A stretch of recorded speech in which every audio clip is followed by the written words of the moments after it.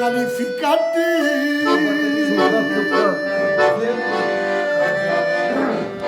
E șmecher calificate. Auzi ce zice?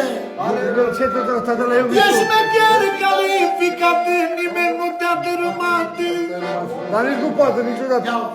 Dar este o vorbă cu dreptate și nu poate niciodată. Nu ar putea niciodată. Poate să vină și America. Poate să vină și americani.